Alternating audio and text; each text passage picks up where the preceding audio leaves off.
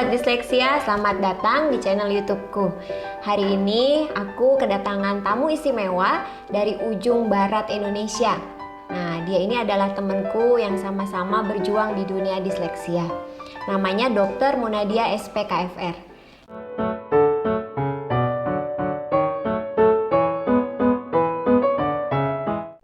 Nah, Kak Muna, kita balik lagi nih. Tadi udah ceritanya Steven Spielberg, Einstein ya. Sekarang kita mau dengerin cerita yang lain nih. Ada apa lagi nih yang menarik nih? Tokoh disleksia yang punya kelebihan. Arsitek ya. Jadi ada seorang arsitek WTC, World Trade Center ya kan. Arsitek WTC, oke.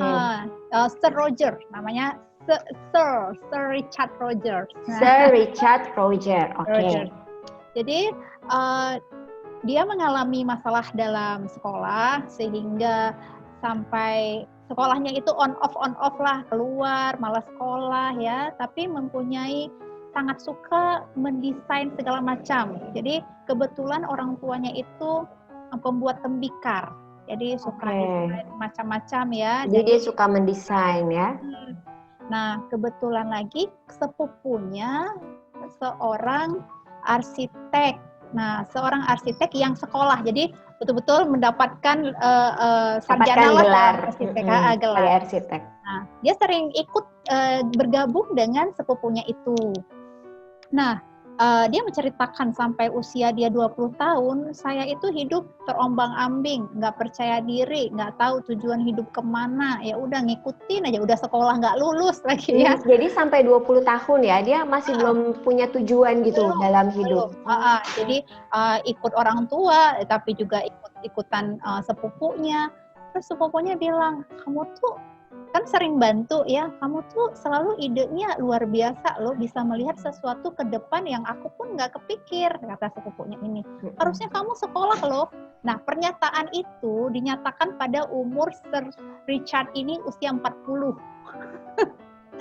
Usia 40 tahun. Harusnya kamu lulus loh, kamu lebih bagus dari aku, gitu kata sepupunya.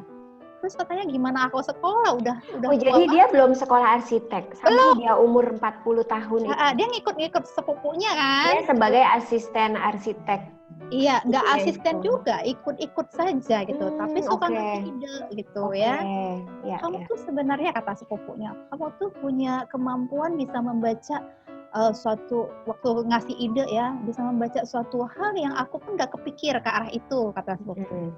Aduh, seandainya kamu jadi lulusan arsitek, ini bagus banget pasti ilmu kamu gitu ya. Terus dia bilang, saya udah terlalu tua jadi mahasiswa, nggak mungkin lagi ada universitas yang nerima aku gitu.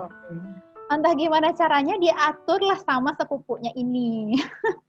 Sepupunya ini ngatur gimana cara dia bisa ikut sekolah arsitek dengan menceritakan bahwa kemampuannya ini sebenarnya luar biasa tapi tidak terasah, dan dia diterima lah di suatu universitas. Lalu dia belajar menjadi seorang arsitek yang benar ya, mendapatkan ilmu yang terstruktur. Nah, setelah lulus dari situ, memang bakatnya itu sudah ada, kemudian sudah terasah, dia membangun yang WTC yang sekarang kita tahu dia salah satu arsitek dari WTC. Wow, luar biasa. Iya. Dia pun nggak nyangka ya sesuatu itu, maksudnya yang itu menjadi salah satu gedung yang fenomenal ya. Iya. Gedung WTC itu. Betul. Jadi dia katakan di sini, dia katakan ya, kalau kamu membayangkan itu tidak mampu dilakukan, ya, disitulah kamu pasti bisa melakukannya. Nah, itu gimana ya? Kan susah membayangkan. Jika jadi kamu membayangkan kegagalan dulu gitu ya, tapi sebenarnya itu harusnya bisa dilewati. Bisa dilewati. Oke. Wah, ini luar biasa sekali nih. Satu cerita lagi, sahabat disleksia, dari namanya Sir Richard Roger. Wah, ini kisah dari seorang arsitek WTC, World Trade Center ya, yang ternyata dia baru belajar arsitektur itu di usia 40 tahun. Nah, kalau tadi kita dengar ceritanya ya, ternyata dari kecil dia di lingkungan yang memang mendesain ya. Ibu bapaknya ternyata pembuat tembikar, dia suka mendesain, tapi dia sebenarnya kesulitan di sekolah. Kemudian ada sepupunya yang ternyata seorang arsitek, kemudian si Sir Richard ini membantu sepupunya tersebut Dan dalam perjalanannya, sepupunya yang arsitek ini ternyata menemukan, oh kamu ternyata bisa lebih bagus lagi ya kalau sekolah. Nah, ini bakat-bakat yang lalu harus ditemukan oleh orang-orang di sekitarnya. Bayangkan ya kalau dia nggak punya sepupu yang arsitek itu, nggak ketemu bakatnya, sudah jadi apa kali ya? Apalagi tadi dia bilang 20 tahun dia merasa tidak punya tujuan dalam hidup. Nah, sahabat disleksia, ini salah satu kisah yang luar biasa lagi ya. Mudah-mudahan sahabat disleksia bisa menangkap apa yang harus kita perjuangkan dari kisah ini ya. Daya juang, kemudian juga untuk teman-teman yang memang merasa ada di sekitar kita yang punya bakat tapi kurang terasah.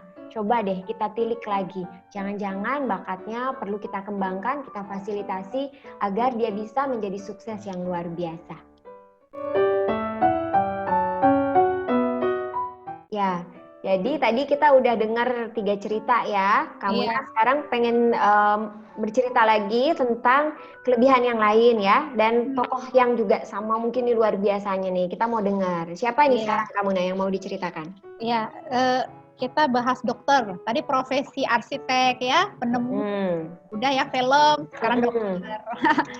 Nah, ternyata banyak juga dokter yang juga disleksia.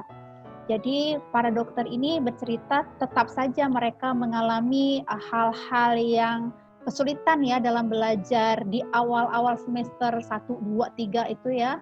Di mana literatur harus baca, kesulitan membaca tetap. Harus baca ya memang. Nah, biasanya para dokter yang survive itu melewati tingkat 1, 2, 3 itu pas-pasan. Karena memang pelajarannya adalah pelajaran banyak begitu ya?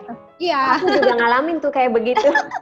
Karena tingkat 1, 2, dan 3 biasanya teori ya. Teori, betul. Kita sangat kesulitan memang menghafal. Iya. Masih teori-teori tersebut. Betul. Ya. Jadi waktu masuk tingkat belajar klinis, mereka baru nemu. Oh, ini dia. Betul. Apalagi setelah berhubungan dengan pasien. Ya. Nah, disitulah nemu passionnya. Ternyata sangat berseni ya menjadi seorang dokter itu. Nah, jadi nanti kalau ketemu teman-teman dokter, kok dulunya pas-pasan, tapi kok sekarang bagus banget. Iya, jadi dokter yang hebat malahan ya. Padahal waktu di sekolah kedokterannya kelihatannya biasa-biasa aja ya. C semua nilainya ya, C. Nah, jadi kebanyakan mereka berakhir di profesi bedah. Nah, begitu. Kemudian radiologi ya. Radiologi itu kan kemampuan dalam melihat X-ray, hasil fotonya itu yang orang awam melihatnya hanya hitam putih, dia bisa melihat sesuatu yang lebih dari itu. Nah, kemudian dokter bedah misalnya dia mengatakan, kebanyakan ortopedi, dia mengatakan ada nih Dyslexia Advantage ya, menginterview dokter bedah ortopedi, dia mengatakan waktu melakukan operasi dia seperti melihat suatu peta ya, di mana letak tulangnya, di mana ototnya. Dia tidak menghafal sebelah kanan itu ada otot ini atau sebelah kiri atas, itu nggak dapat, tapi terpetakan saja 3D gambaran itu. Bahkan dia bisa melihat yang belum dibedah di dalamnya seperti apa, bagaimana pembuluh darahnya melewati otot tersebut, itu terbayang semua. Jadi kemampuan 3D-nya itu benar-benar bisa bermanfaat untuk proses pembedahannya ya, sebagai seorang dokter ortopedi dan seorang dokter radiologi ya tadi ya kamu. Iya, yang paling banyak ya. Yang paling banyak. Oke, lalu gimana cerita? Nah, ada cerita seorang dokter bedah jantung ya, bernama Toby Cosgrove ya. Dia memang dalam perjalanan sekolah kedokteran, masuk menjadi PPDS ya, koas, mulai PPDS itu mengalami hal yang memang kesulitan ya. Jadi setiap dia mempunyai ide yang enggak kata temannya, kamu tuh selalu punya ide yang enggak. Idenya dianggap enggak ya, gitu ya. Selalu ide kamu buruk banget, enggak mungkin lah dilakukan itu. Dianggap aneh pasti ya, pada kelompok teman-teman dokternya ya. Bahkan banyak seniornya mengatakan, kamu beneran enggak sih jadi dokter? Kayaknya enggak mampu deh kamu jadi dokter. Karena bahkan sampai diremehkan seperti itu ya? Ya, sampai diremehkan. Karena dia tidak mampu memang mengingat urutan, berapa misalnya tetesan ini berapa, itu tidak mampu. Saya juga susah tuh ngitung tetesan infus sampai sekarang. Jadi dia selalu menyangka dirinya itu bodoh, tidak berbakat. sampai dia juga ragu, sebenarnya bener nggak sih ya aku masuk sekolah kedokteran. Nah, tapi kan udah di tengah jalan, nggak mungkin keluar. Akhirnya lulus juga jadi dokter, tapi dalam waktu jangka yang lama. Kemudian jadi dokter tanpa spesialis kan tanggung bener. Ya udah deh, aku coba dah lamar menjadi PPDS. Semua universitas nyaris menolak. Jadi universitas jadi merasakan penolakan ya. Wow. Dikatakan universitas ke-13 baru menerima dia menjadi seorang PPDS. Yaitu dia jadi 12 penolakan. Universitas tidak mau terima dia. Masih mau ya sekolah ya. Kalau kita janjian udah nyerah ya, udah ditolak di 12 universitas. Oke, wow luar biasa nih pasti Dokter Tobi ini ya. Aduh, jadi setelah itu dia mencoba tetap ya selama PPDS mengalami hal bully ya, dibully oleh tetap sampai ke titik di saat dia membedah. Nah, waktu itu dia masuk ke bedah torak ya. Di situ dia seperti menemukan metode baru, cara yang lebih mudah dalam bypass jantung. Oke. Mungkin baru ya. Jantung bisa tahu ini metode Tobi ya. Nah, disitulah akhirnya dia menemukan cara tersebut dan dipatenkan dan sangat berguna untuk dunia dong ya. Bagaimana cara operasi bedah jantung. Pasti berhasil menyelamatkan banyak nyawa ya dengan metodenya mungkin yang terbaru, yang mudah ya, mungkin efek sampingnya juga minimal ya. Nah, wow, luar biasa Dokter Tobi Cosgrove ini ya. Nah, sahabat disleksia, kita mendengarkan cerita satu lagi nih dari seorang dokter. Ternyata menurut Dokter Munadia, banyak juga kalangan profesi dokter yang juga sebagai penyandang disleksia.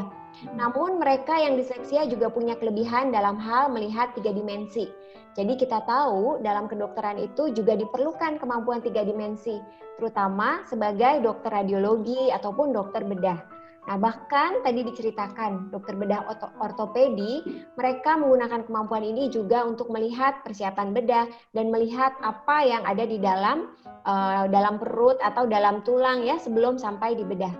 Nah, satu lagi ceritanya tadi tentang Dokter Tobi Cosgrove ini, kita bisa mengambil inspirasinya. Dia perjuangannya luar biasa karena ditolak di 12 universitas. Sebelum akhirnya di universitas yang ke-13 dia berhasil masuk dan sekarang menjadi salah satu dokter bedah toraks yang terkenal karena menemukan metode yang mampu menyelamatkan banyak nyawa dalam operasi bedah jantung.